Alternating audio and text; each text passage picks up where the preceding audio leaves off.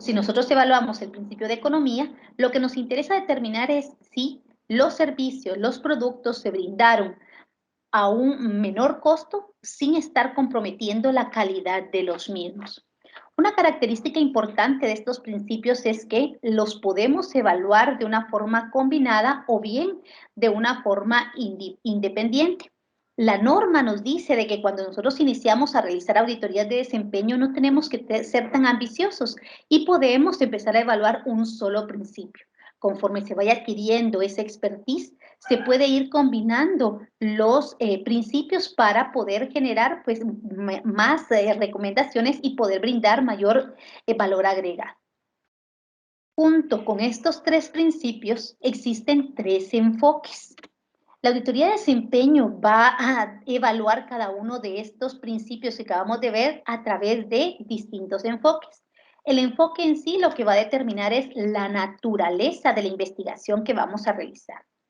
En primer lugar está el enfoque al sistema y este examina el funcionamiento adecuado de los sistemas de gestión, por ejemplo, los sistemas de administración financiera.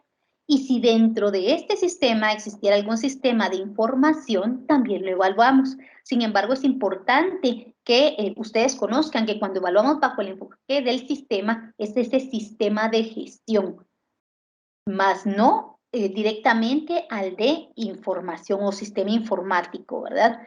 Luego tenemos otro enfoque que es el problema. Y aquí va a examinar, verificar y analizar las causas de los problemas particulares o desviaciones de los criterios establecidos. Por lo general, este enfoque parte de un análisis de causa y efecto para establecer precisamente qué es lo que está originando ciertos problemas y nuestro examen se va a centrar precisamente en las causas de los problemas y las consecuencias de las mismas. Y el último enfoque que utiliza la auditoría de desempeño es el de resultado. Aquí evalúa si los objetivos en términos de resultados o productos han sido alcanzados como se deseaba o si los programas y servicios operan como se esperaba. Este enfoque de resultados va íntimamente relacionado con el principio de eficacia, dado que el principio de eficacia nos dice, veamos si realmente se alcanzaron o no los objetivos y alcanzó también ese resultado previsto.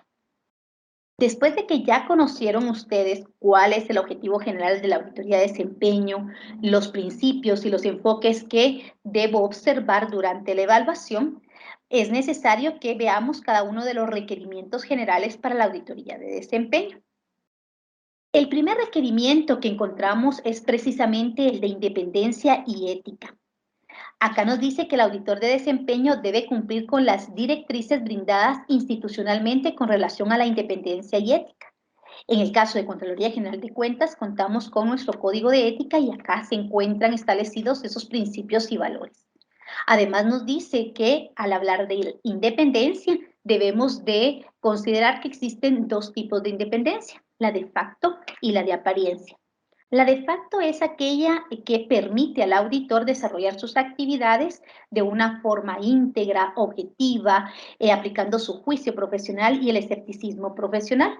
Y cuando hablamos de apariencia, significa que una persona que sea entendida y que tenga suficientes elementos pueda considerar el trabajo ético que realiza el auditor también. Otros requerimientos son los destinatarios previstos y las partes responsables. Acá es importante considerar las necesidades e intereses de los destinatarios previstos y de las partes responsables, sin que esto afecte la independencia y actitud objetiva del auditor, quien debe mantener un enfoque bien equilibrado para lograr el interés público. Cuando hablamos de destinatarios previstos y partes responsables, es importante que establezcamos quiénes son los responsables de ejecutar qué acciones o qué actividades, mantener una comunicación constante con ellos, así como de estos destinatarios previstos. Y este es un tema principal para lo que es la independencia y ética porque el mantener comunicación con estas partes no significa que la independencia va a estar comprometida, sino que de forma objetiva el auditor va a mantener esta comunicación para conocer mejor el tema que está auditando y de esa manera poder realizar una ejecución adecuada. Otro de los requerimientos generales es la confianza, aseguramiento en la auditoría de desempeño. Acá el auditor necesita comunicar de forma transparente los objetivos, el alcance, la metodología y datos recopilados de la auditoría, así como cualquier limitación significativa en el informe, de manera que no se confunda o conduzca al error a los usuarios. En auditoría de desempeño, nosotros debemos de dar a conocer al ente que estamos auditando precisamente cuáles son los objetivos de nuestra auditoría, cuál es el alcance, cuál es la metodología que vamos a utilizar.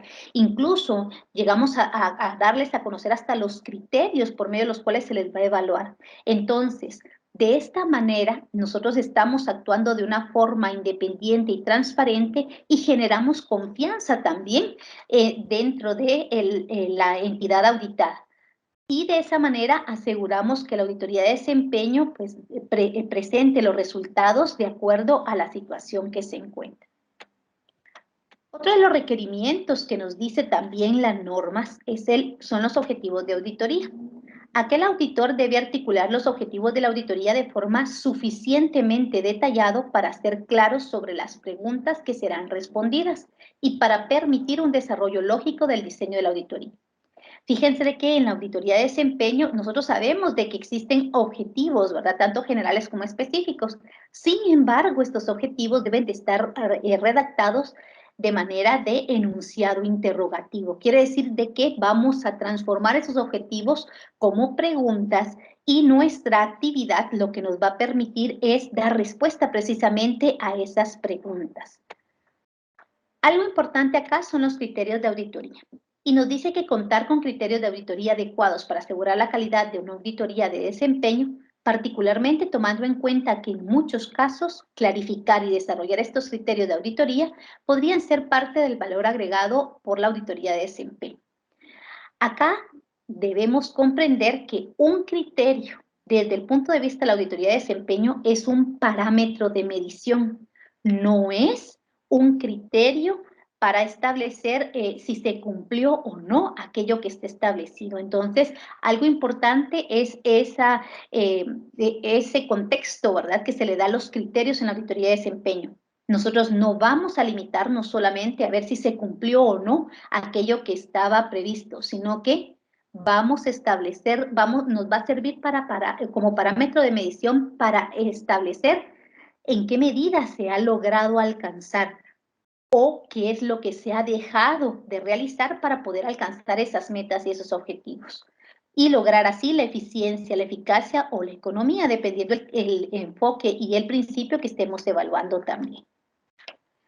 Algo que nos dice la norma como requerimiento también es ese riesgo de auditoría, y ese riesgo de auditoría es precisamente el que nos va a permitir actuar de una forma ética y transparente en todo momento. Y nos dice que el auditor debe gestionar activamente el riesgo de auditoría para evitar el desarrollo de hallazgos, conclusiones y recomendaciones de auditoría incorrectas o incompletas, brindando así información desequilibrada o que no agregue valor. Entonces, debemos de realizar, ¿verdad?, cierta evaluación del riesgo, primero cuando estamos en la etapa de planificación, para determinar cuáles son aquellas situaciones que nos podrían llevar a hallazgos, conclusiones y recomendaciones que no sean las adecuadas y que no nos permitan alcanzar el objetivo de la auditoría de desempeño. Esto incluye considerar si el equipo de auditoría cuenta también con las competencias suficientes y apropiadas para realizar la auditoría, dado que esta es otra característica que nos dice la norma, que debe ser también un equipo que posea las habilidades necesarias. Requerimiento de la comunicación. Algo que se caracteriza y que es distintivo de la auditoría de desempeño es precisamente este requerimiento, porque como auditores de desempeño debemos de mantener esa comunicación constante en todo momento con la entidad y, como se dijo anteriormente, sin que esta comunicación constante vaya a poner en riesgo nuestro actuar ético o nuestra independencia. La norma nos dice que el auditor debe mantener buenas relaciones profesionales con todas las partes interesadas involucradas en la auditoría, promover el flujo de información libre y franco, según lo permitan los requerimientos de confidencialidad, y conducir debates en una atmósfera de mutuo respeto y comprensión de roles respectivos. Entonces, es importante que nosotros estemos en comunicación constante con la entidad que estamos auditando, porque de esa forma conocemos el tema que estamos auditando, conocemos cómo funciona, entendemos realmente qué es lo que estamos auditando y esto nos va a permitir realizar una excelente planificación o una adecuada planificación que nos conduzca a hallazgos que generen recomendaciones de mejora. También nos dice la norma de estas habilidades y aquí dice que el equipo de auditoría de forma colectiva debe contar con las competencias profesionales necesarias para realizar la auditoría.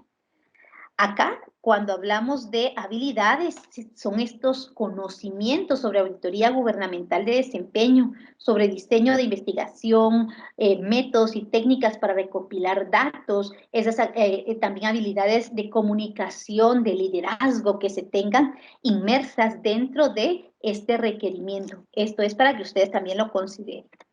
También nos habla acerca de la supervisión y dice que se espera que el auditor que supervisa las auditorías de desempeño cuente con competencias y conocimientos en metodologías de auditoría, habilidades de planeación y monitoreo de trabajo, capacidad de gestión de proyectos, pensamiento estratégico, previsión y capacidad para resolver problemas. ¿Por qué esta auditoría de desempeño tiene tantos requerimientos con relación a esas habilidades que debe poseer tanto el equipo como el supervisor? Porque es similar a estar realizando un estudio científico, una investigación científica. Parte siempre del método científico donde nosotros empezamos con una hipótesis, ¿verdad? Que es nuestra pregunta, por eso es que se redactan los objetivos de pregunta conforme una pregunta y vamos realizando todo el proceso para recopilar esta evidencia y llegar a conclusiones finales. También nos dice con relación al juicio y escepticismo profesional que el auditor debe considerar cuestiones desde diferentes perspectivas, manteniendo una actitud abierta y objetiva a los diversos puntos de vista y argumentos. El juicio profesional se refiere a la aplicación de conocimientos, habilidades y experiencia colectiva correspondiente al proceso de auditoría.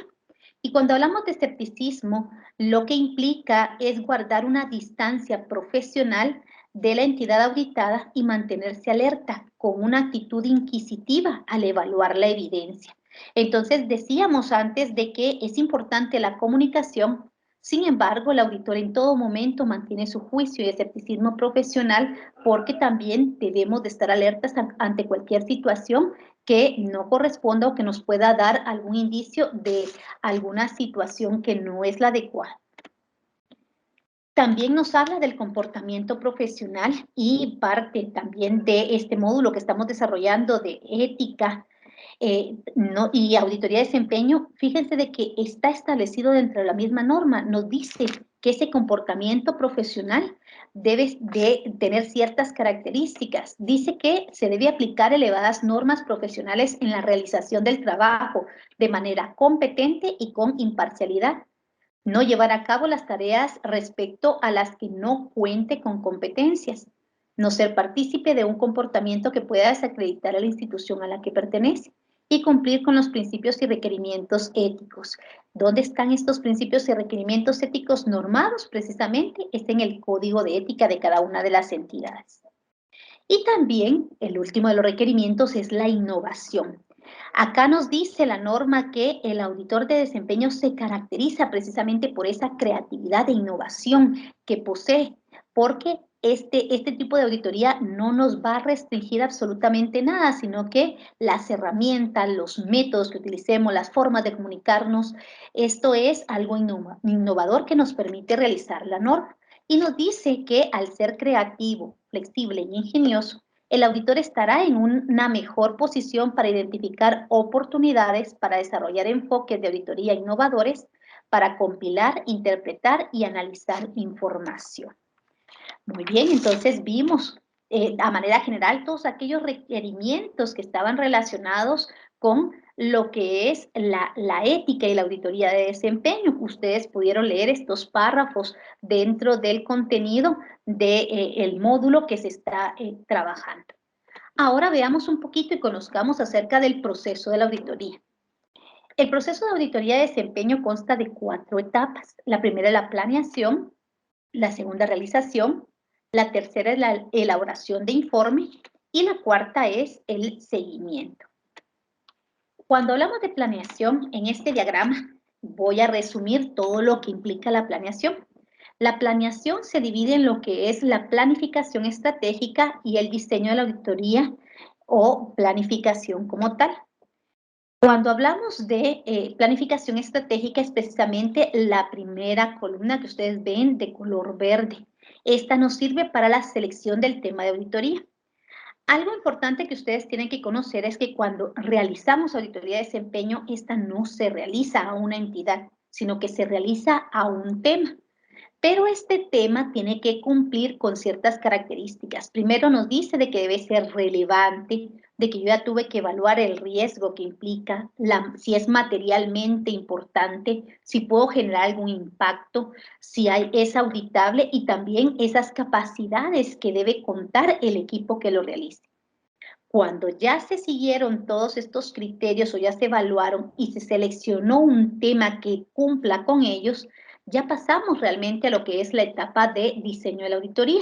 Y esta inicia con el preestudio sobre el tema de la auditoría. Esto implica varias actividades. Primero, realizar análisis preliminares, revisión de escritorio y dirigir la entrevista. ¿Para qué? Como es un preestudio, nosotros empezamos a conocer o a familiarizarnos con el tema que estamos auditando. De esta manera vamos adquiriendo suficiente conocimiento para poder realizar nuestra planificación o diseño de la auditoría.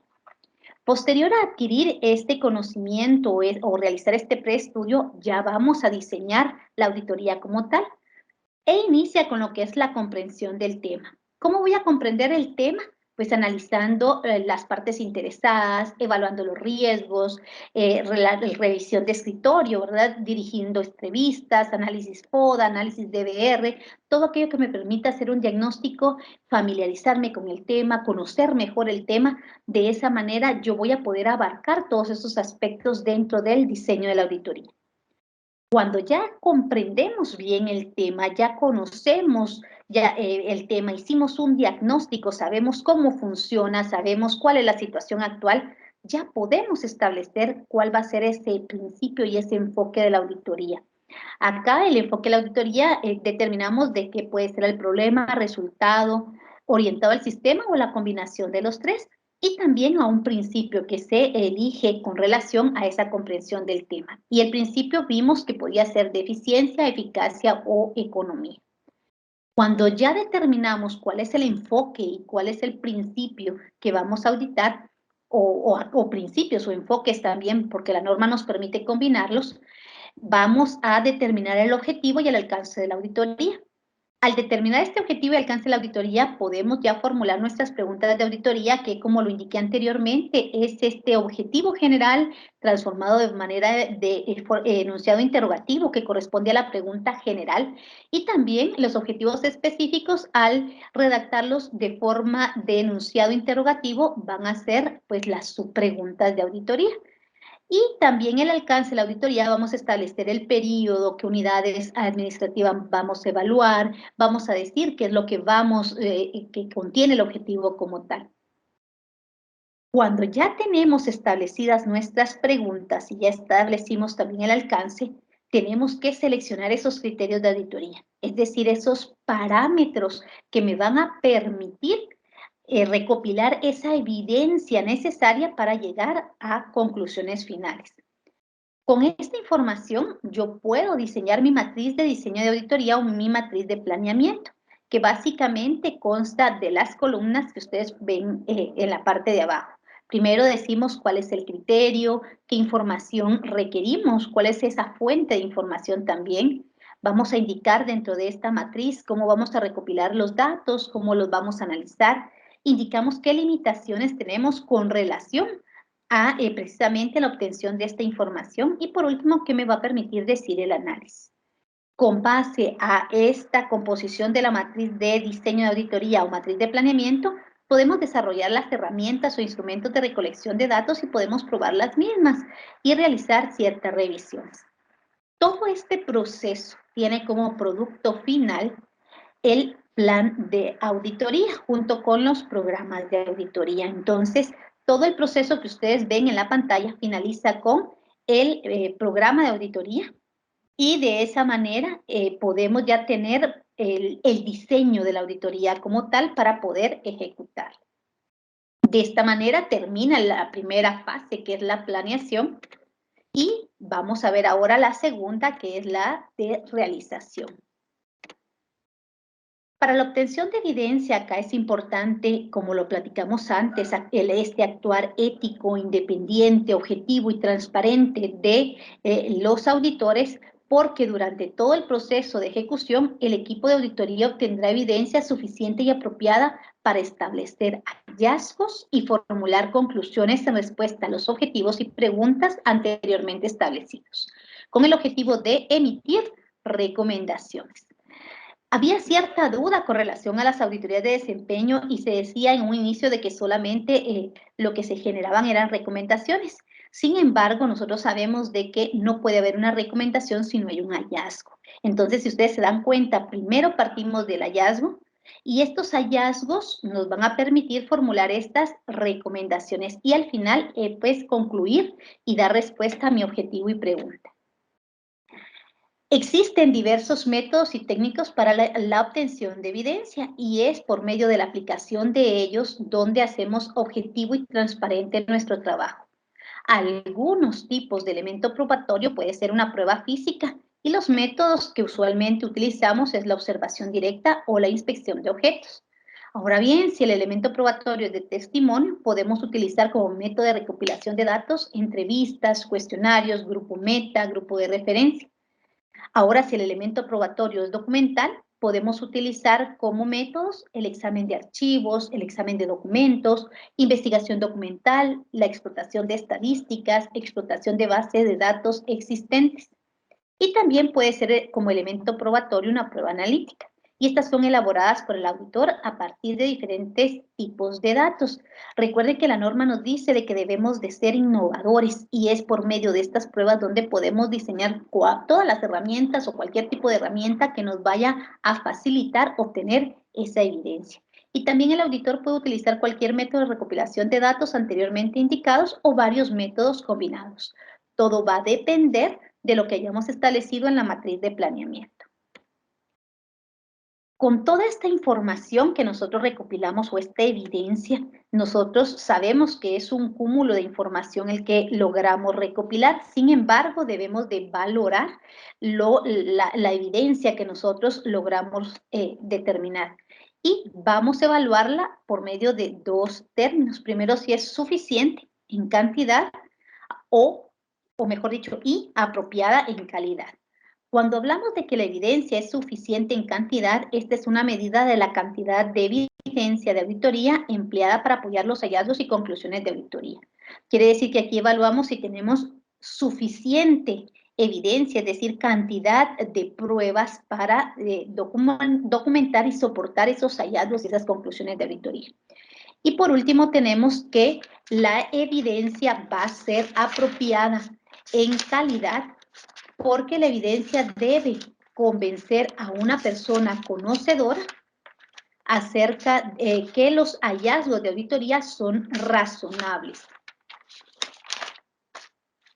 Y estas son razonables. Esta característica se relaciona con la idoneidad o pertinencia, lo que implica que sea relevante, que sea válida y confiable también el tipo de evidencia que nosotros logramos recopilar. Cuando ya culminamos con la recopilación y el análisis de toda la evidencia, finalizamos lo que es la etapa de realización y nos corresponde la etapa de elaboración de informes y la de seguimiento como tal. Cuando estamos elaborando un informe de auditoría de desempeño, es importante que conozcamos que este es el producto final del proceso de auditoría.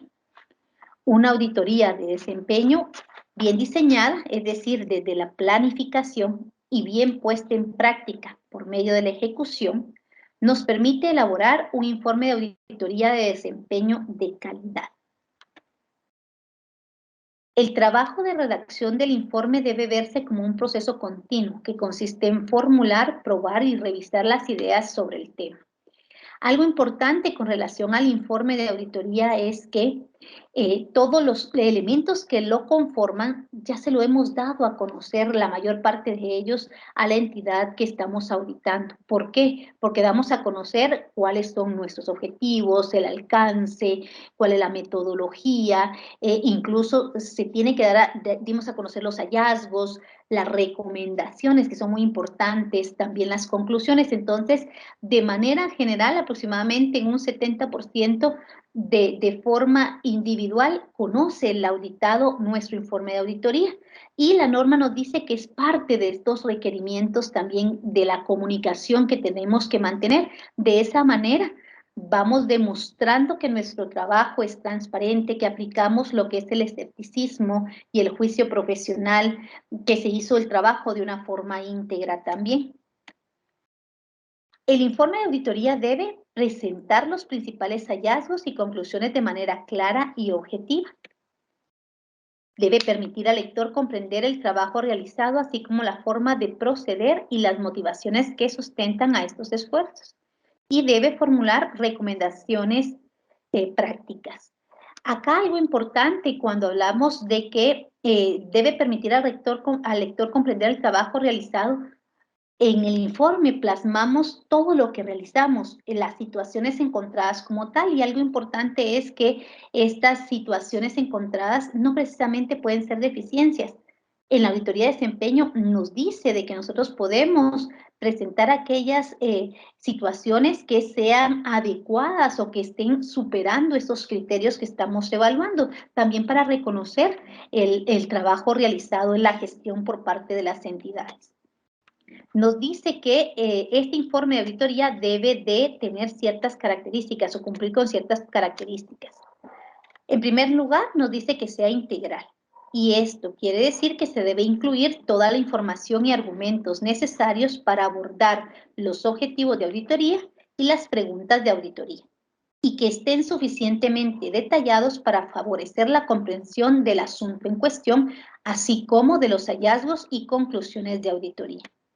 Nos dice también que debe de ser convincente, y un informe de auditoría requiere estar estructurado de manera lógica y presentar una clara relación entre los objetivos de auditoría, las preguntas de auditoría, los criterios de auditoría, los hallazgos y conclusiones, y por último las recomendaciones de auditoría. Entonces, para que sea convincente, tiene que tener esta característica, que todos los elementos que nosotros estamos evaluando estén íntimamente relacionados, y que nuestros hallazgos, conclusiones y recomendaciones den respuesta a estas preguntas de auditoría y, por ende, a los objetivos que nos hemos planteado.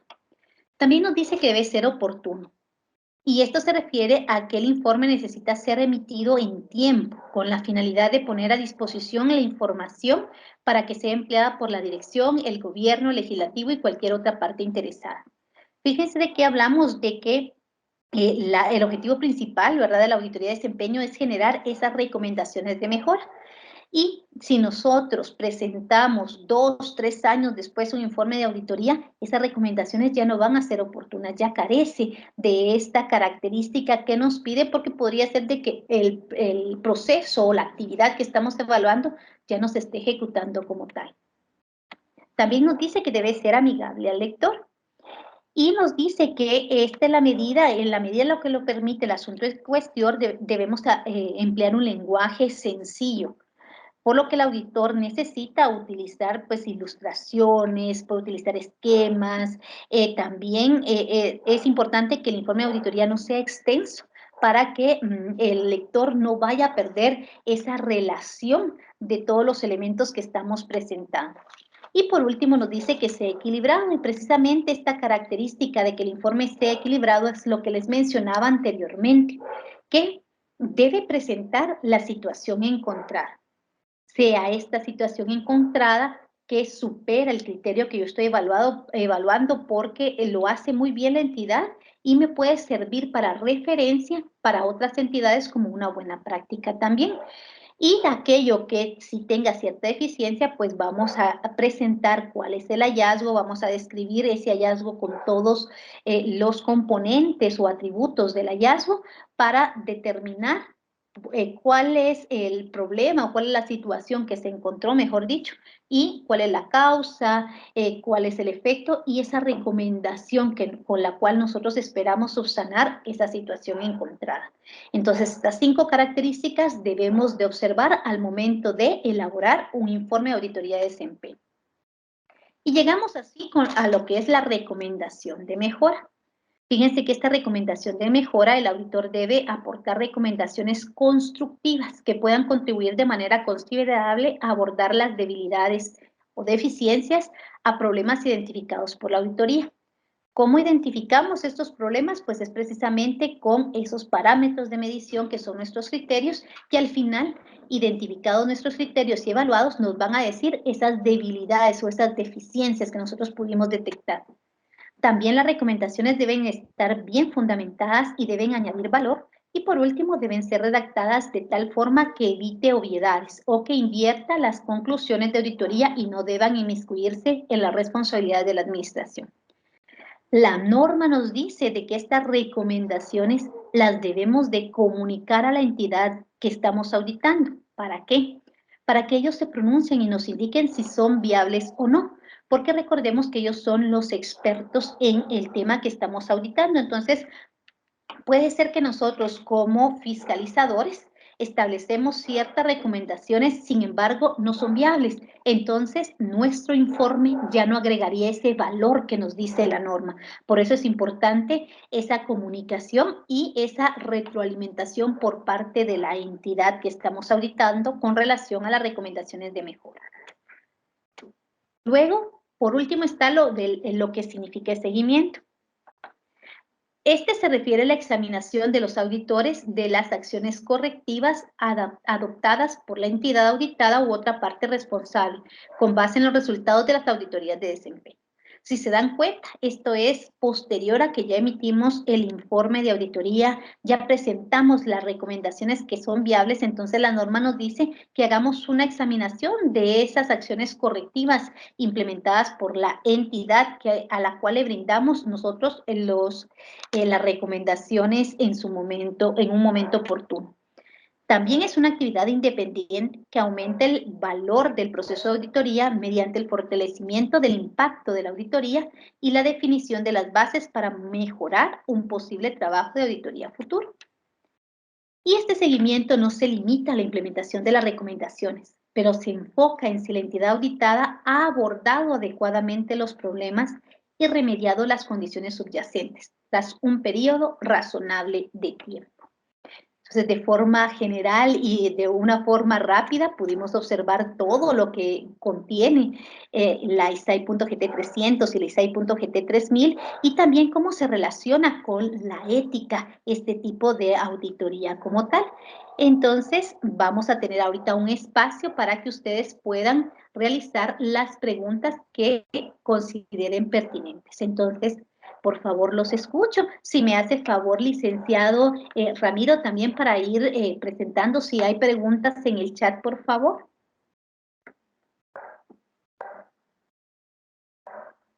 Sí, licenciada, ahorita vamos a ver si hay algunas preguntas o algunas dudas que tengan algunos participantes. Igualmente voy a estar compartiendo nuevamente el registro de participación.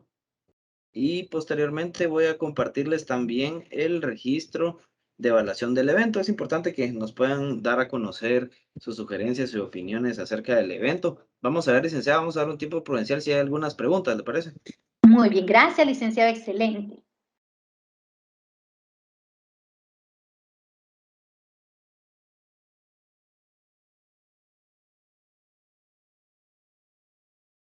Les comento que la auditoría de desempeño pues es un tipo de auditoría nuevo, es novedoso realmente. En Contraloría General de Cuentas, este es el segundo año que se está realizando de una forma masiva lo que son las auditorías de desempeño. Hemos tenido muy buenos resultados. Sin embargo, para que las entidades vayan comprendiendo y cambiando pues mentalidad que se tiene, ¿verdad? O ese conocimiento que se tiene con relación a las auditorías, pues se ha hecho un trabajo bastante arduo. Ahorita actualmente se están ejecutando 53 auditorías de desempeño en distintas entidades y cambiar ese chip con las entidades pues ha sido bastante difícil porque solo ven que llega el ente fiscalizador y lo primero que se relaciona es con una sanción económica. Sin embargo, esta auditoría no busca sancionar. De hecho, Contraloría General de Cuentas no sanciona. Lo único que se hace es que se emiten estas recomendaciones y las entidades se comprometen por medio de un plan de acción a implementarlas. Entonces, no es la finalidad sancionar, sino que únicamente emitir esas recomendaciones que permitan mejorar la gestión que se está realizando.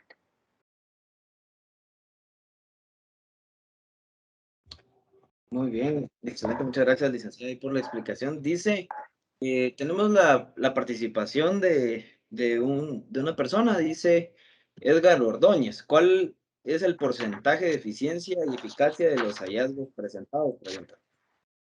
Bueno, aquí hay algo muy importante. Cuando estamos hablando de porcentaje de eficiencia y eficacia, nosotros únicamente estamos trabajando con relación a si han sido eficaces ciertas acciones o no, o si han sido eficientes. Sin embargo, para establecer un porcentaje, nosotros debemos de hacer uso de indicadores y estos indicadores que parte precisamente de estos indicadores de gestión que se tiene dentro de los planes, dentro del POA, Plan Operativo Anual, son nuestros criterios para establecer este porcentaje, pero sí necesitamos contar con los indicadores para poder brindar una ponderación de una forma cuantitativa, ¿verdad? Sin embargo, al no poseer todos estos indicadores, no, lo que se hace es que se da una apreciación cualitativa, determinando que es eficaz por tal y tal razón, o no es eficaz por tal razón, o que el programa se ha ejecutado de una forma eficiente por estas razones, o no ha sido eficiente por estas.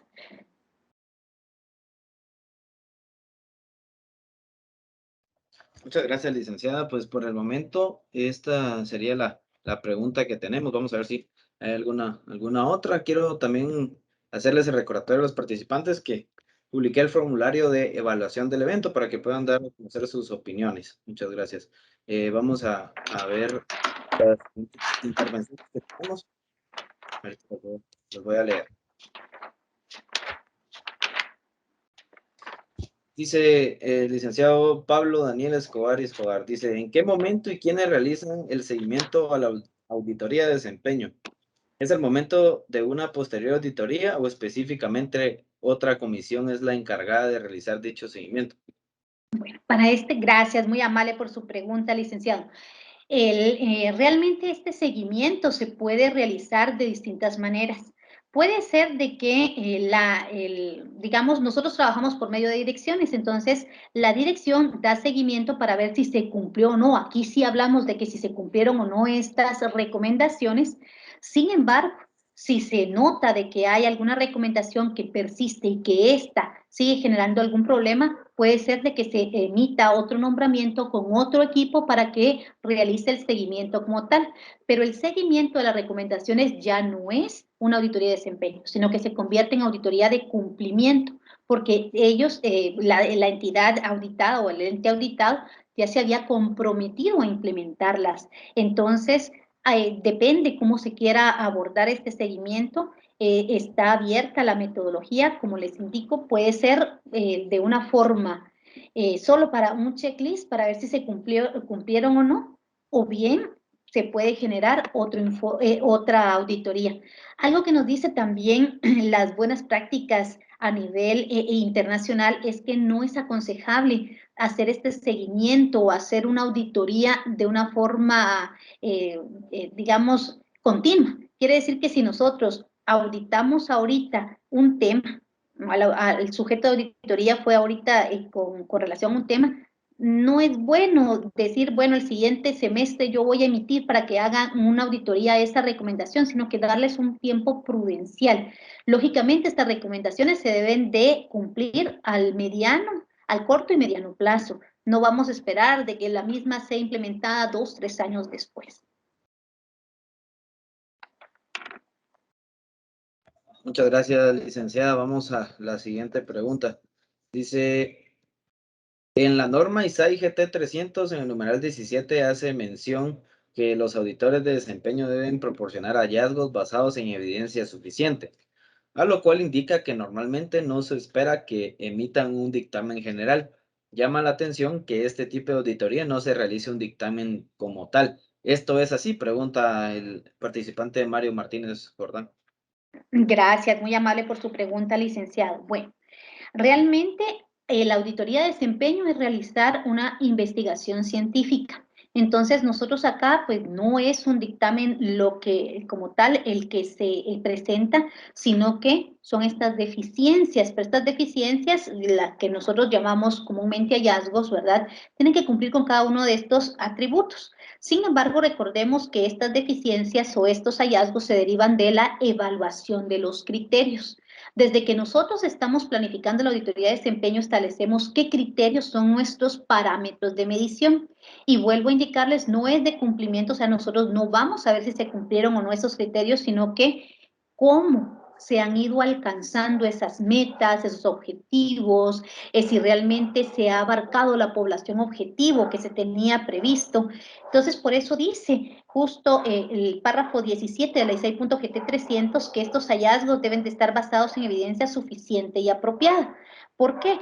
Porque yo tengo que estar seguro, tengo que ser objetivo, tengo que plasmar tal cual encontré yo la situación y dice que debo generar activamente el riesgo de informes inapropiados porque si mi hallazgo no está soportado con esa evidencia suficiente, apropiada y sobre todo objetiva, no va a tener razón de ser, no porque me lo va a votar la entidad, sino que porque ya no voy a generar valor. Mi recomendación pues ya no va a ser adecuada y no voy a poder alcanzar o subsanar esa deficiencia que se detectó. Muchas gracias, licenciada. Vamos con la última pregunta. Dice, ¿qué periodo de evaluación se realizan estos tipos de auditoría? Pregunta Juan Carlos Calcá. ¿Qué periodo? Bueno, acá nosotros hemos tenido ciertas experiencia en Contraloría General de Cuentas con relación al periodo auditar. El periodo auditar, por ejemplo, si tenemos nosotros un programa y queremos ver esos resultados, si ese programa ha sido eficiente o no, lo mejor es tomar como base un PEI. El PEI me dice, ¿verdad? A través de evaluar 4 años, incluso si ustedes quieren un año más, 5, ¿verdad? Eh, y comparar si se han alcanzado o no a través del tiempo, porque de esa manera yo puedo presentarle a la entidad que estoy auditando que se han ido alcanzando poco a poco esos objetivos hasta llegar al resultado final. Eso es si su pregunta iba relacionada con el periodo de auditoría. Ahora, si la pregunta se refiere al periodo que le lleva o al tiempo que le lleva al equipo el realizar una auditoría de desempeño, las auditorías de desempeño por lo general se realizan en 6 meses, tiempo promedio. Depende mucho del tema que estemos auditando y del periodo también que se esté auditando. Nosotros iniciamos precisamente para el ejercicio fiscal 2021 las auditorías desde el mes de julio, sí, julio, principios de agosto y se estima terminarlas en el mes de febrero o marzo. Entonces, aproximadamente son 6 meses los que nos lleva realizar este trabajo. Y algo importante, de esos 6 meses, consideren ustedes que la mitad del tiempo, es decir, 3 meses, se van a utilizar para lo que es la familiarización y la planificación. Porque acá el mayor tiempo que yo invierta en conocer mi tema de auditoría, en hacer una buena planificación, voy a optimizarlo a la hora de la ejecución, porque por cada criterio que yo haya establecido, pues voy a recopilar esa evidencia suficiente y apropiada que me permite evaluarlo. Entonces voy directo a aquella información, a aquella fuente de información que me va a dar estos datos. Muchas gracias, licenciada. Pues solo quiero comentarles que esta sería la última pregunta y también hacerles el recordatorio que están en el chat publicados los formularios de evaluación del evento y de participación. No sé si quiere dar algunas palabras de cierre, licenciada, para concluir con la actividad. Sí, gracias, licenciado. Les comento de que la auditoría de desempeño, pues, ha creado, pues, es novedosa en primer lugar y lo que busca es tratar de brindar, pues, este apoyo más que una fiscalización para estar colocando lo que son sanciones o para estar sancionando, ¿verdad? Es para brindar recomendaciones. El objetivo de esta auditoría es determinar si al final la población guatemalteca ha recibido ese beneficio para lo cual fueron creados los programas, las actividades. Se utiliza mucho también con relación a los objetivos de desarrollo sostenible para ver si estas metas se han ido alcanzando. Entonces, con base a, conforme ustedes vayan realizando auditorías de desempeño, van a ir conociendo la metodología, van a aprender que es una auditoría totalmente distinta, donde esa innovación y esa creatividad de cada uno de los equipos de auditoría es lo que va a ir marcando pues la pauta de cómo se generen. Entonces es acá donde nosotros en lugar de sancionar vamos a dar una recomendación y vamos a brindar ese granito de arena para que se mejore la gestión en el sector público como tal. Muchas gracias a todos por participar en el curso, en el módulo 6. Cualquier duda, pues pueden hacerla después llegar a nosotros, que con mucho gusto los atendemos. Les deseo una feliz y bendecida noche a cada uno de ustedes. Muchas gracias. Gracias a usted, licenciada, por impartirnos su conocimiento acerca de esta actividad, de lo que es la auditoría de desempeño, que sin duda alguna nos sirve para crecer profesionalmente en este tema tan importante. Y también a todos los participantes quiero hacerles el agradecimiento por estar al pendiente y estar en contacto con nosotros. Así que sin más que agregar, quiero hacer el agradecimiento a todos y desearles un muy buen fin de semana y nos estamos viendo hasta una próxima. Que tengan muy buen feliz fin de semana y una feliz noche. Hasta luego.